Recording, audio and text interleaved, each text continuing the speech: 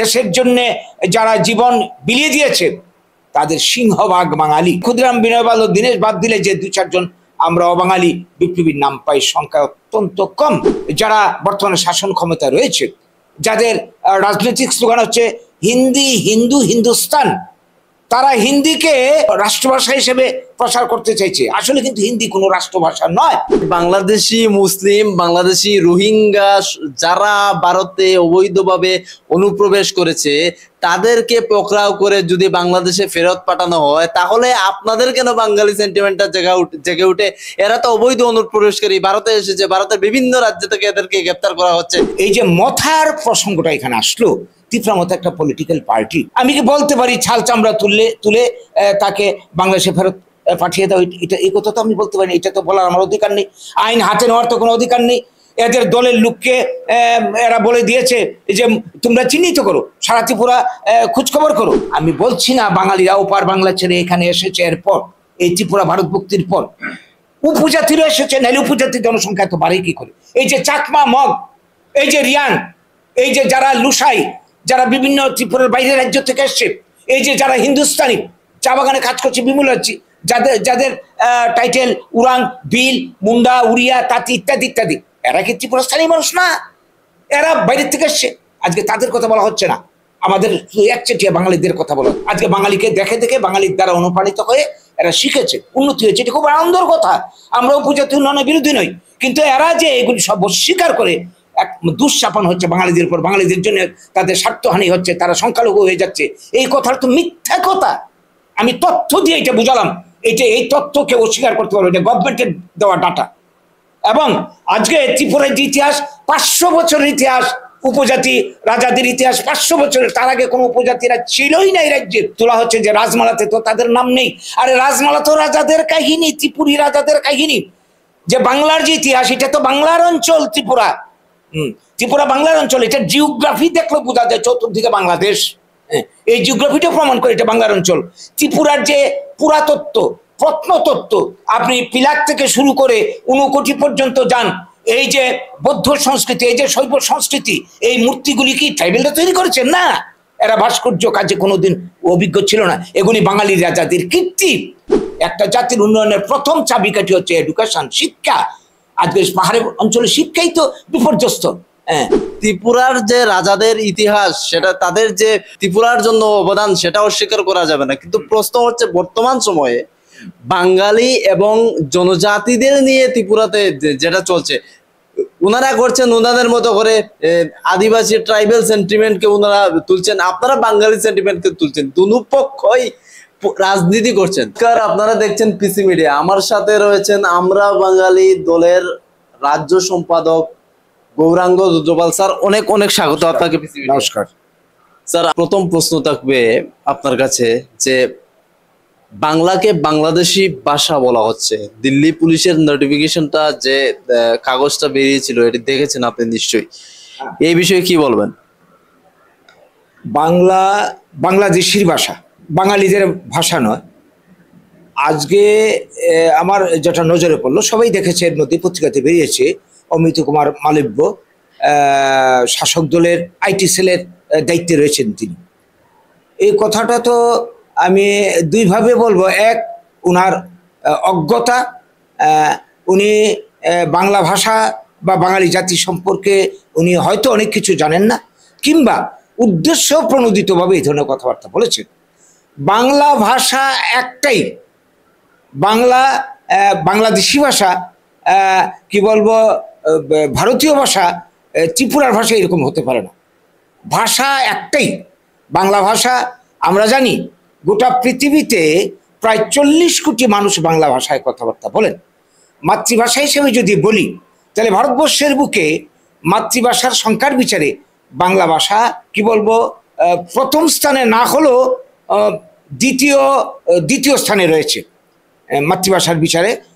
তো এবং আন্তর্জাতিক ক্ষেত্রে এই বাংলা ভাষা স্বীকৃত ভাষা, কোমলতম মধুরতম ভাষা, এবং গোটা পৃথিবীতে যে কোটি ভাষা রয়েছে উন্নত ভাষা, তার মধ্যে বাংলা ভাষা বর্তমানে আমি যতটা জানি 4র্থ স্থানে রয়েছে। আমার এই ভারতবর্ষ, বাংলাদেশ এবং আফ্রিকার একটা দেশের কি বলবো জাতীয় সঙ্গীত বাংলা ভাষায় রচিত। কি বলবো গ্রেট ব্রিটেনে লন্ডন শহরে বাংলা ভাষায় ভাষী মানুষের সংখ্যার দিক দিয়ে দ্বিতীয়, আমেরিকাতে তৃতীয়।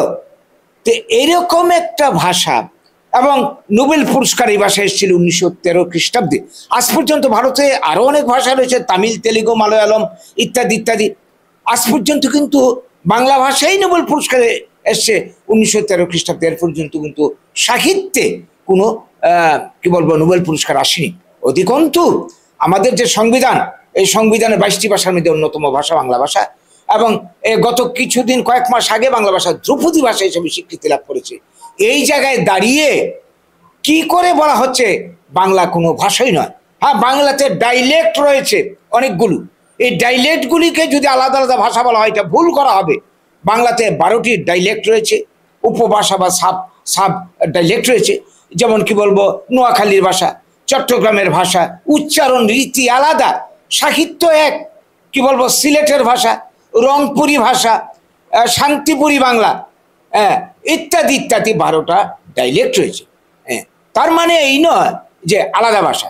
এইগুলির ডাইলেক্ট দেখে কেউ যদি বলে যে চট্টগ্রামের বাংলা এটা আলাদা ভাষা, নোয়াখালীর বাংলা এটা আলাদা ভাষা, এটা ভুল করা হবে। কাজেই ভাষা সম্পর্কে ওনার অজ্ঞতা, নতুবা এই বাঙালির শৌর্য বীর্য, বাঙালির কি বলবো যে ইতিহাস, অতীত, এই দেশের স্বাধীনতার ইতিহাস, দেশকে স্বাধীন করেছে কে? যারা প্রাণ দিয়েছে, যারা শহীদ হয়েছে, দেশের জন্য যারা জীবন বিলিয়ে দিয়েছে, তাদের সিংহভাগ বাঙালি। তো এই ক্ষেত্রে ক্ষুদিরাম, বিনয় বাদল, দীনেশ বাদ দিলে যে 2-4 জন আমরা অবাঙালি বিপ্লবীর নাম পাই, সংখ্যা অত্যন্ত কম। এই জায়গায় দাঁড়িয়ে এই বাংলার মানে কি অবদানকে সম্পূর্ণ স্বীকার করা হচ্ছে। তো এই প্রশ্নে আজকে ভারতের বুকে যারা বর্তমানে শাসন ক্ষমতা রয়েছে, যাদের রাজনৈতিক স্লোগান হচ্ছে হিন্দি, হিন্দু, হিন্দুস্তান, তারা হিন্দিকে ভারতের কি বলবো রাষ্ট্রভাষা হিসেবে প্রসার করতে চাইছে। আসলে কিন্তু হিন্দি কোনো রাষ্ট্রভাষা নয়, এটা হচ্ছে রাজকার্য চালানোর জন্য একটা ভাষা। যেমন ইংরেজি একটা ভাষা, ইন্টারন্যাশনাল ভাষা, এবং রাজকার্য চালানোর জন্য আমাদের দেশে এটা ব্যবহার হচ্ছে। আর অন্যান্য জায়গাতে যে সংবিধান স্বীকৃত 22টি ভাষা আছে, এই 22টি ভাষায়ও সরকারি কাজকর্ম চালানোর জন্য কিন্তু সরকারি সিদ্ধান্ত রয়েছে, সংবিধানে স্বীকৃতি রয়েছে, কিন্তু আজ পর্যন্ত বাংলার অঞ্চলে এটা চালু হচ্ছে না। এটা আমাদের দুর্ভাগ্য। আপনি আজকে গুজরাটে জানতো, গুজরাটি ভাষা ছাড়া এরা কিন্তু হিন্দিকে প্রাধান্য দেয় না। দক্ষিণ ভারত, তামিলনাড়ু থেকে শুরু করে মানে সমস্তরা এদের স্থানীয় ভাষাই প্রধান সমস্ত সরকারি কাজকর্ম চলে। এখানে কিন্তু এই সমস্ত হিন্দির দাপট এরা কোনো অবস্থাতে মেনে নেবে না। কাজে এই ধরনের কথাবার্তা বলে মানে বাংলা ভাষাকে অস্বীকার করা নয়, শুধু বাঙালি জাতিকে অপমান করা হচ্ছে, জাতিসত্তা, কৃষ্টি সংস্কৃতিকে অপমান করা হচ্ছে, বাঙালির এই যে অবদান স্বাধীনতা সংগ্রামে অপমান করা হচ্ছে। আজকে বাংলা ভাষা আন্দোলনকে কেন্দ্র করে স্বাধীন বাংলাদেশ তৈরি হয়েছে। এই বাংলাদেশের এই সংগ্রাম এবং সবার চেষ্টার কারণে আজকে বাংলা রাষ্ট্রীয় মানে কি বলবো আন্তর্জাতিক ভাষা হিসেবে স্বীকৃতি লাভ করেছে। এটাকে কি মালব্য বাবু অস্বীকার করতে পারেন? শাসক দল এটাকে অস্বীকার করতে পারে? কাজেই এই সমস্ত কথার পেছনে একটা ঘৃণা, বাঙালি জাতির প্রতি একটা ঘৃণা, একটা বিদ্বেষ, একটা রাজনৈতিক চক্রান্ত রয়েছে বলে আমরা মনে করছি। ভাষাকে যদি একটা জাতির শেষ করে দেওয়া যায়, কৃষ্টি সংস্কৃতিকে যদি শেষ করে দেওয়া যায়, তাহলে এই জাতি সত্তা বিলুপ্ত হয়ে যাবে। আজকে গোটা ভারতের বুকে এই যে চক্রান্ত স্বাধীনতার পর থেকেই চলছে, বাঙালি জাতিকে বিচ্ছিন্ন করে দেওয়ার জন্য, তাদের ভাষা, কৃষ্টি, সংস্কৃতি, তাদের ভূমির অধিকার, তাদের ব্যবসার অধিকার, চাকরির অধিকার, রাজনৈতিক অধিকার সংকুচিত করে দিয়ে গোটা জাতি সত্তাকে মিশিয়ে দেওয়ার এই চক্রান্তেরই অংশ এটা। আজকে গোটা দেশ জুড়ে বাংলা ভাষায় পরিচয় দিলেই বাংলাদেশি বিদেশি তাদেরকে দেশছাড়া করার জন্য চক্রান্ত চলছে, চেষ্টা চলছে।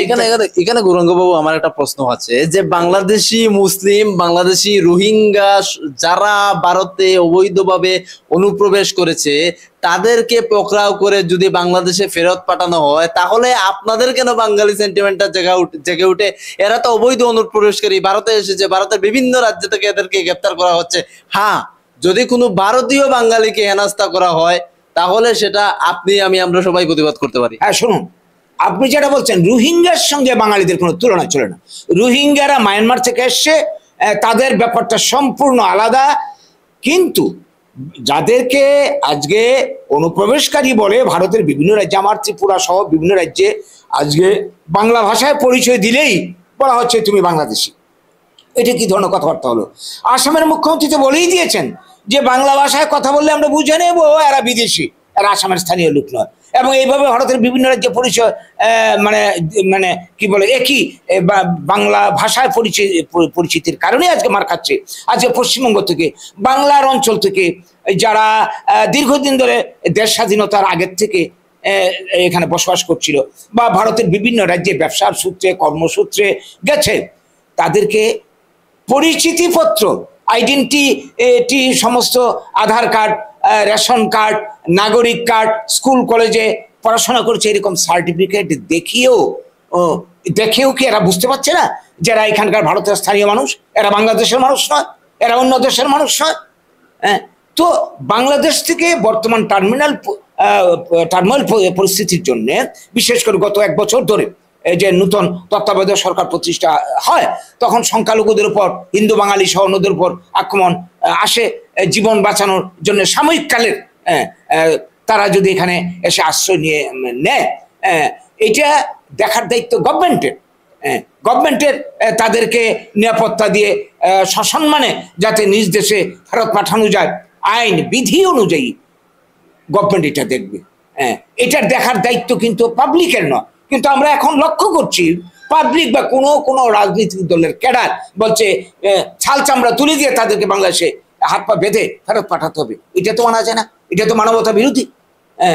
এবং যদি আজকে বলি এই পরিস্থিতির জন্য দায়ী দেশভাগ, আজকে যারা এখানে মানে পিতৃপুরুষের ভূমি ছাড়তে হয়েছে, সাধারণ মানুষ দায়ী নয়, দায়ী ত্রিপুরা ভাগ। আজকে যদি বাংলা ভাগ না হতো তাহলে বাঙালিদের এই পরিস্থিতি হতো না। বা ত্রিপুরা যখন ভারতের সঙ্গে মার্চ করে 49 সালে, যদি গোটা ত্রিপুরা মেঘনার পূর্বপার নিয়ে যে ত্রিপুরা ছিল চাকলার সমাজ সহ, সেখানকার মানুষ আমরা ত্রিপুরার মানুষ, আজকে আমরা ত্রিপুরাতে রয়েছি। আজকে আমাদেরকে বলা হচ্ছে বাংলাদেশি, আমাদেরকে বলা হচ্ছে বিদেশি। আজকে ত্রিপুরা ভাগ না হলে আমাদের এই পরিস্থিতি হয় না। কাজে এই পরিস্থিতির জন্য দায়ী যারা দেশ ভাগ করেছিল, যারা ত্রিপুরা ভাগ করেছিল রাজনৈতিক স্বার্থে, আজকে তারাই আবার আমাদেরকে আঘাত মানে দিচ্ছে। কাজেই আমি যেটা বলতে চাই, আমাদের দলের পক্ষ থেকে অবৈধ অনুপ্রবেশকারী যারা দেশের স্বার্থের জন্যে, নিরাপত্তার জন্যে হুমকি স্বরূপ, আমাদের স্বার্থের, আমাদের কি বলবো ডেমোগ্রাফিকে নষ্ট করে দিচ্ছে যারা, তাদের জন্যে আমরা ভাবছি অবৈধ যারা, আইন বিরোধী যারা কাজ করে, তাদেরকে গভর্নমেন্ট যদি আইন মোতাবেক স্বদেশে ফেরত পাঠায় আমাদের কোনো আপত্তি নেই। এই হচ্ছে আমার কথা। আচ্ছা, ত্রিপুরায় শাসক দলের যে জোট শরিক রয়েছে ত্রিপুরা মাতা, তারা অবৈধ বাংলাদেশের ইস্যুটাকে নিয়ে ময়দানে বিভিন্ন রাজনীতি করছে এবং বারবার তারা একটা কথা বলছে যে কেন্দ্রীয় স্বরাষ্ট্র মন্ত্রক যে নির্দেশিকা দিচ্ছেন সেই নির্দেশিকার পালন হচ্ছে না ত্রিপুরায়। এবং ত্রিপুরায় বিশেষ করে বলা হচ্ছে যে অবৈধ বাংলাদেশি যারা রয়েছেন তাদেরকে চিহ্নিত করে ফেরত পাঠানোর জন্য। এবং আপনি জানেন ত্রিপুরার মুখ্যমন্ত্রী মহোদয়ের নির্দেশে প্রতিটা জেলা স্তরে এখন বিশেষ পুলিশ টিম গঠন করা হয়েছে। কি বলবেন? একদম টাস্ক ফোর্স গঠন করছে গভর্নমেন্ট অবৈধ অনুপ্রবেশকারীদের চিহ্নিত করার জন্য। এটা গভর্নমেন্ট করতে পারে, এটা তার দায়িত্ব। বর্ডারে সিকিউরিটি রয়েছে, এরপরে কি করে ঢুকলো এটার দায়িত্ব সম্পূর্ণ, লাইবিলিটি সম্পূর্ণ তাদের। কিন্তু কথা হচ্ছে এই যে মথার প্রসঙ্গটা এখানে আসলো, ত্রিপুরা মতো একটা পলিটিক্যাল পার্টি দাবি করতেই পারে, যে কেউ দাবি করতে পারে, কিন্তু আমি কি বলতে পারি ছাল চামড়া তুলে তাকে বাংলাদেশে ফেরত পাঠিয়ে দাও? এটা এই কথা তো আমি বলতে পারি, এটা তো বলার আমার অধিকার নেই। আইন হাতে নেওয়ার তো কোনো অধিকার নেই। এদের দলের লোককে এরা বলে দিয়েছে যে তোমরা চিহ্নিত করো, সারা ত্রিপুরা খোঁজখবর করো, তো খোঁজখবর করে তোমরা গভর্নমেন্টের হাতে তুলে দাও। এটা তো বলার তাদের কোনো অধিকার নেই। আজকে দেখুন, অনুপ্রবেশকারী নিয়ে কথা বললে অনেক কথা বলতে হয়। আজকে ত্রিপুরার যে জনসংখ্যা, আদি ত্রিপুরার কথা আমি বলছি, আমি গোটা ভারত ছেড়ে আদি ত্রিপুরার যে ইতিহাস, যে ম্যাপ মেঘনার পূর্বপার পর্যন্ত, এইখানে আমরা দেখেছি 1931 সালের যে সেন্সাস, ত্রিপুরা ভারতভুক্তি হয়েছে 49-এর 15ই অক্টোবর। তার 16 বছর আগের যে সেন্সাস, 31 সালের সেন্সাস, প্রথম সেন্সাস হয়েছে জাতিভিত্তিক, তার আগে কোনো জাতিভিত্তিক সেন্সাস হয়নি। সেই সেন্সাসও দেখা যায় ত্রিপুরাতে টোটাল জনসংখ্যা 3,82,450 জন, এর মধ্যে বাঙালি জনসংখ্যা 1,98,333, হায়ারেস্ট ত্রিপুরী জনসংখ্যা উপজাতি 1,84,117। তাহলে আমরা দেখছি 16 বছর আগে ত্রিপুরা ভারতভুক্তির বাঙালিরা সংখ্যায় মেজরিটি, এবং সামগ্রিক ত্রিপুরা যদি ধরি, সাবেক ত্রিপুরা, তাহলে বাঙালি জনসংখ্যা 97.5%, হায়ারেস্ট ত্রিপুরী জনসংখ্যা উপজাতির মাত্র 2.5%। তারপরের যে ইতিহাস, ত্রিপুরা ভারতভুক্তির পর প্রথম সেন্সাস হয় 51 সালে গোটা দেশ এবং ত্রিপুরাতে হয়। তখনের যে হিসাব দেখা যায় টোটাল জনসংখ্যা 6,39,029 জন, সেখানে বাঙালি দেখা যাচ্ছে 4,46,736 জন, উপজাতি জনসংখ্যা 1,92,293 জন। তাইলে তখনও বাঙালি জনসংখ্যা অনেক বেশি। তো এরপর মানে 2011 সাল পর্যন্ত সেন্সাস হয়েছে, এখনো সেন্সাস হয়নি। তখনের যে হিসাবটা আমরা যদি দেখি, জনসংখ্যার যে বৃদ্ধির হার গোটা দেশে আমার এই রাজ্যে দেখা যাচ্ছে বাঙালি জনসংখ্যার বৃদ্ধির হার গত 60 বছরে, বলতে 51 সাল থেকে 2011 সাল অব্দি দেখা যাচ্ছে বৃদ্ধির হার 460.87%। সেইখানে উপজাতি জনসংখ্যা বৃদ্ধির হার 507.56%। তাহলে কি দেখা গেল? এখানে অনেক বেশি উপজাতি জনসংখ্যা বৃদ্ধির হার। তাহলে এরা বলছে যে বাঙালিরা এসে এখানে জনসংখ্যা বৃদ্ধি হয়ে গেছে, ডেমোগ্রাফি চেঞ্জ হয়ে গেছে, সবকিছু চেঞ্জ হয়ে গেছে।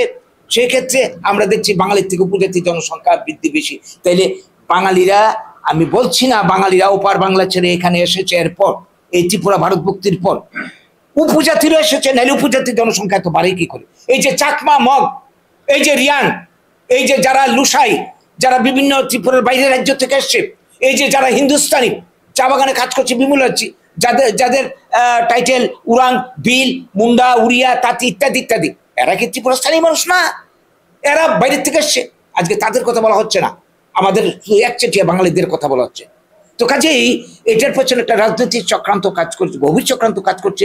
আজকে দেখুন বাঙালিরা সংস্পর্শ হয়ে উপজাতিদের লেখাপড়া, ব্যবসা বাণিজ্য, চাকরি বাকরি, যা কিছু উন্নয়ন গত 74 বছরে যা কিছু হয়েছে, এটা তারা স্বীকার করতেই রাজি না। এখন থেকে 74 বছর আগে তাদের মধ্যে কত পার্সেন্ট এমপ্লয়ি ছিল, কত পার্সেন্ট লেখাপড়া জানা মানুষ ছিল, কতজন ব্যবসা করতো? আজকে বাঙালিকে দেখে দেখে, বাঙালির দ্বারা অনুপ্রাণিত হয়ে এরা শিখেছে, উন্নতি হয়েছে। এটা খুব আনন্দের কথা। আমরা উপজাতি উন্নয়নের বিরোধী নই, কিন্তু এরা যে এগুলি সব স্বীকার করে এক দুঃশাপন হচ্ছে বাঙালিদের উপর, বাঙালিদের জন্য তাদের স্বার্থহানি হচ্ছে, তারা সংখ্যালঘু হয়ে যাচ্ছে, এই কথাটা তো মিথ্যা কথা। আমি তথ্য দিয়ে এটা বুঝালাম, এই তথ্যকে অস্বীকার করতে পারবো, এটা গভর্নমেন্টের দেওয়া ডাটা। এবং আজকে ত্রিপুরার যে ইতিহাস, 500 বছরের ইতিহাস, উপজাতি রাজাদের ইতিহাস 500 বছরের, তার আগে কোনো উপজাতিরা ছিলই না এই রাজ্যে। 500 বছর আগে 1464 খ্রিস্টাব্দে যার মুদ্রা, যে মহারাজের মুদ্রা পাওয়া গেছে, তার নাম হচ্ছে রত্নমাণিক্য, যার পূর্ব নাম রত্নফা। তারা ত্রিপুরাতে প্রবেশ করেছে 15শ শতাব্দীতে। তার আগে তারা ছিল ব্রহ্মদেশে, মঙ্গোলীয় ব্লাডের যারা মেনলি ব্রহ্মদেশে ছিল। তার আগে এই ত্রিপুরাকে শাসন করেছে বাংলার রাজারা। এই যে শশাঙ্ক রাজা, শশাঙ্ক অধীনে ছিল বাংলা, এবং সেন বংশের রাজারা ত্রিপুরা শাসন করেছে, পাল বংশের রাজারা ত্রিপুরা শাসন করেছে, হরিকেল বংশের রাজারা ত্রিপুরা শাসন করেছে। আমি কয়েকজন রাজার নাম এনে বলছি। আজকে প্রশ্ন তোলা হচ্ছে যে রাজমালাতে তো তাদের নাম নেই। আরে রাজমালা তো রাজাদের কাহিনী, ত্রিপুরী রাজাদের কাহিনী। যে বাংলার যে ইতিহাস, এটা তো বাংলার অঞ্চল ত্রিপুরা। ত্রিপুরা বাংলার অঞ্চল। এটা জিওগ্রাফি দেখলে বোঝা যায়, চতুর্দিকে বাংলাদেশ। এই জিওগ্রাফিটা প্রমাণ করে এটা বাংলার অঞ্চল। ত্রিপুরার যে পুরাতত্ত্ব, প্রত্নতত্ত্ব, আপনি পিলাক থেকে শুরু করে ঊনকোটি পর্যন্ত যান, এই যে বৌদ্ধ সংস্কৃতি, এই যে শৈব সংস্কৃতি, এই মূর্তিগুলি কি ট্রাইবেলরা তৈরি করেছেন? না, এরা ভাস্কর্য কাজে কোনোদিন অভিজ্ঞ ছিল না। এগুলি বাঙালি রাজাদের কীর্তি। এটা তার একটা বড় প্রমাণ। এরপরে এই যে হরিকেল বংশের এই যে মুদ্রা, এই যে 1464 খ্রিস্টাব্দে রত্নমাণিকের যে মুদ্রাটা পাওয়া গেছে, এছাড়া আর কোনো রাজার ব্যবহৃত কোনো মুদ্রা পাওয়া যায়নি। তার 500 বছরের ইতিহাস আছে। এই যেমন উদয়পুরের রাজবাড়ি বানিয়েছেন মহারাজা উদয়মাণিক্য, এই সমস্ত ইতিহাস রয়েছে এখানে। মানে কি বলবো, আমাদের যে এখানের যে উজ্জন্ত প্রাসাদ তৈরি হয়েছিল মহারাজা কি বীরেন্দ্র কিশোর মানিক্য বাহাদুর আমলে 1901 সালে। তো এই যে ইতিহাসটা দেখুন, আমি মানিক্য রাজাদের এই যে কাহিনী, এই যে ইতিহাস আমি বলছি, যে গ্রন্থে লেখা আছে, আমার কাছে যে বইটা রয়েছে, এই যে বইটা জহর আচার্য মহোদয়ের লেখা বই, অথেন্টিক তথ্য আছে, আরো অনেক লেখকের অনেক তথ্য আছে। এটা আপনি বলবো, যারা ত্রিপুরা ইতিহাস জানতে চান শুধু রাজমালা দিয়ে হবে না, এই সমস্ত ইতিহাস আপনার কিনে আপনার পড়াশোনা করুন। আরেকটা বই রয়েছে বাংলা ও বাঙালি, ভারত তথা পৃথিবী বিখ্যাত দার্শনিক এবং ঐতিহাসিক প্রভাতরঞ্জন সরকারের বই রয়েছে আপনার মানিক্য শাসনাধীন ত্রিপুরা ডক্টর নলিনীরঞ্জন চৌধুরী মহোদয়ের ইতিহাস রয়েছে, বি.কে. বড়ুয়ার কালচারাল হিস্ট্রি অফ আসাম ইতিহাস রয়েছে, রমেশচন্দ্র মজুমদারের লেখা ইতিহাস। এইভাবে বিভিন্ন ইতিহাস গ্রন্থ পড়লে ত্রিপুরা ইতিহাস জানতে পারবেন। আমি একটু আপনাকে পরে শোনাই। মানিক্য রাজাধীন শাসনের ইতিহাস গ্রন্থের 16, 17, 18 নম্বর পৃষ্ঠার মধ্যে পরিষ্কার লেখা আছে, ত্রিপুরা ছিল পূর্ব বাংলা বা সমতট বা হরিকেল রাজ্যের অংশ। এটা আমাদের কথা না, ঐতিহাসিকের কথা। তখন ত্রিপুরার রাজারা ছিলেন গোপচন্দ্র, ধর্মমাণিক্য, সমাচার দেব, লোকনাথ, জীবনধারণ, শ্রীধরন, জয়তুঙ্গ বর্ষ, জাত খড়গ, খড়গোদ্যম, দেবখর্গ, রাজরাজ ভট্ট, ভবদেব, কান্তিদেব, পূর্ণচন্দ্র, সুবর্ণচন্দ্র, শ্রী হরিকেল দেব, মধুমথন দেব, বাসুদেব, দামোদর দেব ইত্যাদি ইত্যাদি। কাজেই ত্রিপুরা রাজারা শাসন করেছে। হরিকেলের আমি ইতিহাসটা আমি বললাম, এটা একসময় নাম ছিল শ্রীভূম, অনেক কিছু নাম ছিল, উপবঙ্গ ইত্যাদি, বঙ্গডোবাক। এইবার বি.কে. বড়ুয়ার কালচারাল হিস্ট্রি অফ আসাম গ্রন্থের মধ্যে 6 নম্বর পৃষ্ঠায় লেখা আছে, বড়ো ভাষাভাষী জনগোষ্ঠীর মূল বাসস্থান, এরা কিন্তু বড়ো ভাষাভাষীর অংশ ত্রিপুরা ট্রাইবেলরা, মূল বাসস্থান পশ্চিম চীনের ইয়াং শিক্যাং ও হুয়াংহু নদীর তীরবর্তী অঞ্চল থেকে তারা ব্রহ্মপুত্র ও ইরাবতী চেন্দুই নদীর গতিপথ ধরে ভারতবর্ষে ব্রহ্মদেশে প্রবেশ করে। এই জনশ্রুতির যে শাখা অসমে প্রবেশ করে, এই জনগোষ্ঠীর কিছু অংশ দক্ষিণ দিকে অগ্রসর হয়ে গারু পাহাড় উপরে পার্বত্য ত্রিপুরার ভূমি দখল করে বাসস্থান তৈরি করে। এই হচ্ছে পুরনো ইতিহাস।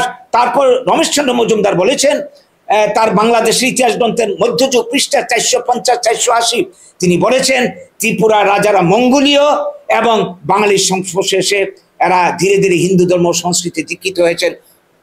অন্যত্র তিনি বলেছেন এই যে 75 শতাব্দীর আগে ত্রিপুরাতে কোনো উপজাতি রাজাদের।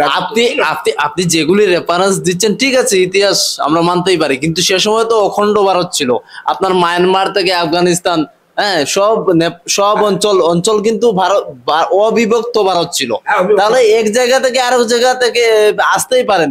ত্রিপুরার যে রাজাদের ইতিহাস, সেটা তাদের যে ত্রিপুরার জন্য অবদান, সেটা অস্বীকার করা যাবে না। কিন্তু প্রশ্ন হচ্ছে বর্তমান সময়ে বাঙালি এবং জনজাতিদের নিয়ে ত্রিপুরাতে যেটা চলছে, ওনারা করছেন ওনাদের মতো করে, আদিবাসী ট্রাইবেল সেন্টিমেন্টকে ওনারা তুলছেন, আপনারা বাঙালি সেন্টিমেন্টকে তুলছেন, দুনো পক্ষই রাজনীতি করছেন। এই কথাটা মানতে পারি না। এরা করছে ঠিক, এরা ঠিক উপজাতি সেন্টিমেন্ট। আপনারা কি বাঙালির নামে করছেন না? বলছি আমি, আমাকে বলতে দিন।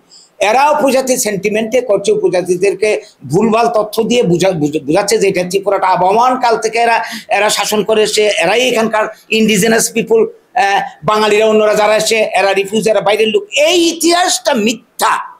আমি এইটাই আমার বক্তব্যে আমি প্রমাণ করতে চেয়েছি ঐতিহাসিকদের তথ্য দিয়ে যে ইতিহাসটা ঠিক না। 500 বছর আগে এরা এখানে এসছে, তার আগে এটা বাংলা রাজাদের দখলে ছিল, বাঙালিদের রাজ্য ছিল, এখানকার স্থানীয় মানুষ বাঙালিরা। বর্তমান বাস্তবতা হচ্ছে 500 বছর পর এরা এখানে এসছে, এখন এই ত্রিপুরাতে আমরাও আছি। এখন ট্রাইবেলেরও রাজ্য ত্রিপুরা, বাঙালিরও রাজ্য ত্রিপুরা, আমরা সবাই মিলেমিশে এখানে থাকতে হবে, এটা হচ্ছে বাস্তব। কিন্তু এরা এটা অস্বীকার করছে, এরা স্বীকার করতে রাজি না। এরা বলছে এটা বাঙালিরা বিদেশি, এখান থেকে তুলে যাও। আমরা কখনোই বলিনি ট্রাইবেলরা তোমরা ব্রহ্মদেশ থেকে এসছো, তোমরা ব্রহ্মদেশে চলে যাও, কোনোদিন বলিনি। আমরা বলছি আমরা মিলেমিশে খাবো, বাঁচবো, থাকবো, আমরা সমান অধিকার নিয়ে থাকবো, যেমন অতিথি ছিলাম। এরা বলছে না, আমাদের রাজ্য এটা, আমাদের জায়গা এটা, তোমরা বাংলাদেশে, তোমরা বহিরাগত, তোমরা এখান থেকে চলে যাও।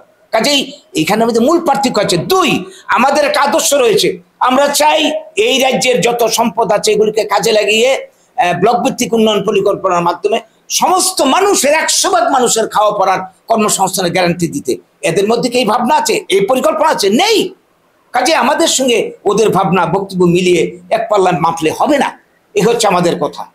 আপনি যদি পাহাড়ের প্রত্যন্ত গ্রামগুলিতে যান, জল নেই, বিদ্যুৎ নেই, রাস্তাঘাটের বেহাল অবস্থা, উন্নয়ন থেকে এখনো এরা বঞ্চিত, সেইগুলো তো বিষয়, সেটাও তো ত্রিপুরার একটা ইস্যু। একদম একদম একদম একদম তাদেরও উন্নয়ন জরুরি। একদম একদম আমরা যেটা চাই, আপনি যেটা বললেন, এই যে পাহাড়ের যে চেহারা, আচ্ছা বলুন তো দেখি, এখন থেকে 70 বছর আগে, মানে ত্রিপুরা ভারতের সঙ্গে মার্চ করার আগে এই পাহাড় কি উন্নত ছিল? আজকে আমরা যে আগরতলা শহরে বলে যেখানটায় বসে আমরা আজকে আমরা কথাবার্তা বলছি, এই সমস্ত অঞ্চল কি উন্নত ছিল? এখন যতটা উন্নত হয়েছে 74 বছরে ছিল কিনা? ছিল না। এই সত্যটাকে স্বীকার করতে হবে। এই উন্নয়নটা ঘটেছে কার দৌলতে? মেনলি বাঙালির। এই ত্রিপুরা যখন ভারতের সঙ্গে যুক্ত হয়নি তখন বাঙালির অর্থেই ত্রিপুরা রাজকার্য পরিচালনা হতো, প্রজাদের সমস্ত উন্নয়ন, খানাপিনা সবকিছু হতো। ত্রিপুরা ভারতের সঙ্গে মার্চ হওয়ার পর দিল্লি থেকে টাকা আসছে। হ্যাঁ, কাজেই এই যে ব্যাপারটা বাঙালির দ্বারা উন্নয়ন হয়েছে, লেখাপড়া থেকে সবকিছু, ওই বাঙালির সংস্পর্শ থেকে যারা মুক্ত হয়ে এখনো পাহাড়ে রয়েছে তারাই অনুন্নত রয়ে গেছে। কাজে বাঙালিরা শোষণ করছে, তার জন্য এরা অনুন্নয়ন। এই যে অপপ্রচার, এই অপপ্রচার আজকে বাঙালি এবং ট্রাইবেলের মধ্যে হিংসার বাতাবরণ, বিশেষ করে সিপিএম পার্টি এই কাজটা করেছে। তো এবং বর্তমানে মাথা তারা করছে, এটা ভুল, এই তথ্যটা ঠিক না। সবাইকে নিয়ে ত্রিপুরার উন্নয়ন ঘটাতে হবে। ত্রিপুরার যে সম্পদ আছে, কাঁচামাল আছে, মানব সম্পদ আছে, এগুলিকে কাজে লাগিয়ে ব্লক ভিত্তিক উন্নয়ন পরিকল্পনার মাধ্যমে তাদের উন্নয়ন হবে এবং এডুকেশনের বিস্তার ঘটাতে হবে। একটা জাতির উন্নয়নের প্রথম চাবিকাঠি হচ্ছে এডুকেশন, শিক্ষা। আজকে পাহাড়ের অঞ্চলে শিক্ষাই তো বিপর্যস্ত। হ্যাঁ, আজকে শিক্ষকরা ঢুকতে পারছে না। এই 80 জনের গণহত্যার পর যে নিরাপত্তাহীনতা দেখা দিয়েছে, যার জন্য শিক্ষকরা ঢুকতে পারছে না, শিক্ষা মার খাচ্ছে। কাজেই এই পলিসিটি ভুল পলিসি। ট্রাইবেল, বাঙালি থেকে ট্রাইবেলদেরকে আলাদা করে দাও, আলাদা করে দিয়ে ওদেরকে নিয়ে তোমরা রাজনীতি করো, ভোটের রাজনীতি। আজকে ত্রিপুরার এই উন্নয়নের পেছনে, অনুন্নয়নের জন্য দায়ী। যতটা উন্নয়ন হয়েছে এ পর্যন্ত বাঙালির জন্য, বাঙালির দ্বারা হয়েছে। বাঙালিরা উদার মনস্ক, বাঙালিরা কাউকে বাদ দিয়ে বাঁচতে চায় না, এরা চায় সংকীর্ণভাবে শুধু নিজেরা বাঁচতে। এই হচ্ছে মূল পার্থক্য আমরা বাংলা আন্দোলনের সঙ্গে অন্যদের।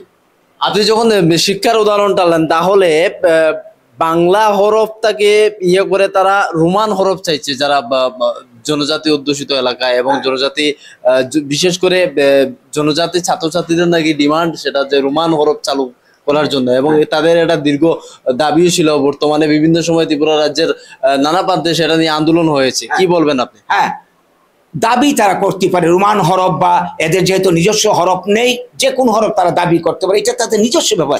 কিন্তু এই দেশ ত্রিপুরা ভারতের সঙ্গে যুক্ত হওয়ার পর আজ পর্যন্ত যত লেখাপড়া হয়েছে, বাঙালি এবং উপজাতি নির্বিশেষে যত অফিসার আজ পর্যন্ত ত্রিপুরার যে এডুকেশনের বিস্তারটা বাংলা ভাষাই হয়েছে। এই বাংলা ভাষায় কি তাদের কোনো ক্ষতি করেছে? এই বাংলা ভাষার মাধ্যমে লেখাপড়া শিখিতে কত অফিসার, ডাক্তার, ইঞ্জিনিয়ার থেকে শুরু করে সমস্ত প্রতিষ্ঠা অর্জন করেছে। হ্যাঁ, সবকিছু হয়েছে।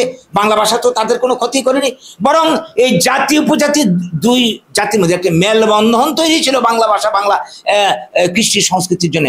বাংলা ভাষা উন্নত ভাষা, যে ভাষা খুব সহজে মানে অন্যরা শিখে নিতে পারে, মধুর ভাষা, কোমলতম ভাষা। পৃথিবীর সমস্ত ভাষাতাত্ত্বিকরা এটা স্বীকার করেছে। এরা ট্রাইবেলরা যত সহজে বাংলা ভাষা শিখতে পারে, বাংলাদেশে কিন্তু তত সহজে আমরা ককবরক আমরা শিখতে পারি না। এইটাই বাংলা ভাষার আর অন্য ভাষার মধ্যে পার্থক্য। কাজে বাংলা ভাষা এদেরকে কোনো ক্ষতি করেনি, এটা অতীত ইতিহাসটাই প্রমাণ করছে। এখন যদি তারা অন্য লিপি বেছে নেয়, এটা সম্পূর্ণ তাদের। আচ্ছা, এখানে আপনাকে আর একটা প্রশ্ন করি, আমরা ককবরক ভাষাটা শিখি নাই, এটা আমাদের কি দুর্বলতা না? ওরা আমাদের বাংলা শিখে গেছে, যদি আমরা ককবরকটা শিখে গেতাম তাহলে তাদের সাথে আর একটু সহজে আমরা কথা বলতে পারতাম। একটা মানুষ যত বেশি ভাষা শিখতে পারবে ততই লাভ। নিজের মাতৃভাষার প্রতি দুর্বলতা প্রতিটা মানুষের থাকবে, এটা আছে। কিন্তু একটা মানুষ যত বেশি ভাষা শিখতে পারবে ততই ভাব প্রকাশ মাধ্যমটা বেড়ে যাবে এবং অন্যান্য জাতি গোষ্ঠীর সঙ্গে কাছাকাছি আসা যাবে। এটা কেউ অস্বীকার করছে না।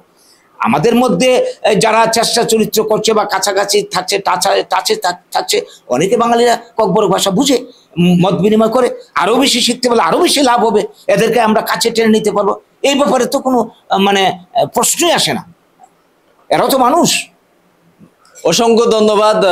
আমার সাথে এতক্ষণ ছিলেন গৌরাঙ্গ রুদ্রপাল, আমরা বাঙালির রাজ্য সম্পাদক, এবং ওনার সাথে আমার দীর্ঘ আলোচনা হলো। ত্রিপুরা রাজ্যে পাহাড়ি বাঙালি আমরা মিলেমিশে একসাথে থাকতে চাই, ভাষার নামে, ধর্মের নামে এই যে রাজনীতিটা হচ্ছে সেটা দূর করতে হবে।